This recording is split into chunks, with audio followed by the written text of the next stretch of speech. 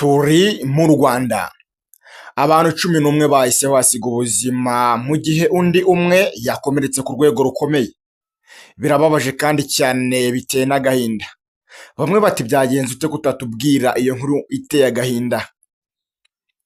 Ibintu birakomeye cyane mu gihugu cy'u Rwanda, aho impanuka zimaje gutwara ubuzima bw'abantu benshi cyane mu cyumweru kimwe gusa. Mu cyumweru kimwe impanuka zibaye mu Rwanda ni nyinshi cyane kandi ziri ku rundi rwego. Mana yirirwa ahandi igataha i Rwanda, rebera abana bawe kuko impanuka zikomeje gutwara ubuzima bw'abantu benshi cyane.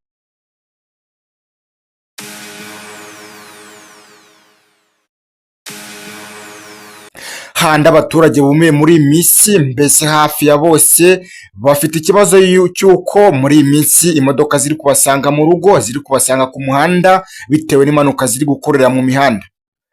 Bafite igihunga ko imodoka zishobora kubarwaho mu masaha ya nijoro cyangwa ku manywa y'ihangu. Ibi byabaye ubwo ejo ikamyo yakoze impanuka igeze hariya mu marembo y'ibitaro werekeza mu mujyi wa Gisenyi. Abahazi murahazi neza cyane.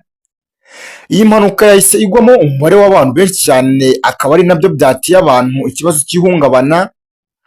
Amakuru ahari ni uko ubwo iyi kamyo yari iri kumanuka uwo muhanda, abayibonye batangaza ko yari ku muvuduko uhambaye.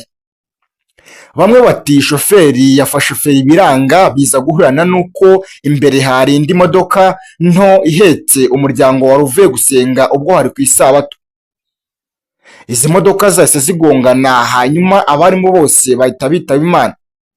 Icyakoze bivugwa ko umwana umwe niwe warokotse iyi mpanuka, bahita bamujyana kwa muganga kumwitaho.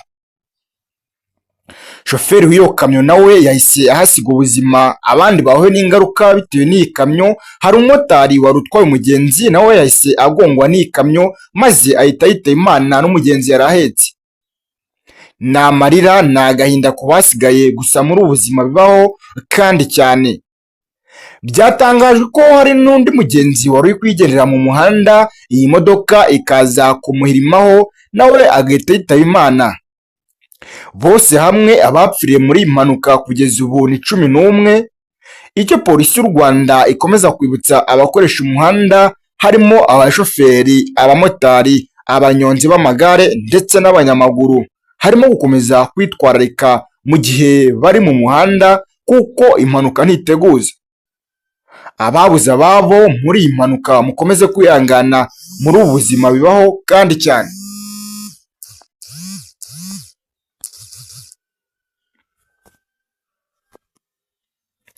Izi mpanuka zikomeje kubera mu gihugu cy'u Rwanda zikomeje guteza ikibazo ku baturage ndetse no ku bantu baba bari ku muhanda, kuko bavuga ko nihatagira ikintu cyitabwaho ibintu birakomeza kugera ku rundi rwego. Bati izi mpanuka ziri kuba ziri gutungurana, niba ari ikibazo cy'uko abashoferi bari kugendera ku muvuduko uhambaye, niba ikibazo ari uko ari imodoka zidakorerwa check up ngo barebe neza ikibazo kiri mu modoka mbere y'uko bafata urugendo. Bati abenshi bakwiye kumanza bagenzura izi modoka zabo bakareba niba nta kibazo zifite mbere y'uko bategura kujya mu muhanda. Abandi bati ikindi kibazo gikomeza guteza izi mpanuka tubona ni uko hari imihanda irimo amakoni ateye ubwoba. Bamwe bati nk'i Rubavu ndetse n'Amajyaruguru harimo imihanda ihanamye ku buryo imodoka iyo iri kumanuka ipakiye ibintu byinshi cyane bishobora guteza ikibazo, ugasanga shoferi akoze impanuka. Ubwo barasaba leta kuvugurura imihanda, kuko bamwe bari kuvuga bati leta nitagira ikintu yitaho bitewe n'izi mpanuka ziri kuba uko bukeye n'uko bwije, ntabwo u Rwanda ruba ruri kwerekeza ahantu heza. Kuko ugenzuye neza wasanga mu cyumweru kimwe habaye impanuka zirenga 10.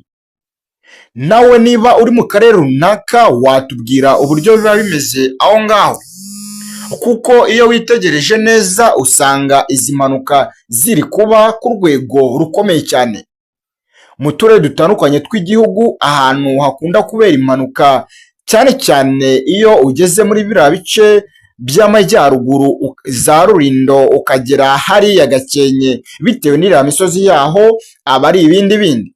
Gusa ntabwo bivuze ko impanuka zibera mu misozi kuko no mu bibaya birashoboka cyane, kandi ikindi ni uko impanuka zidateguza.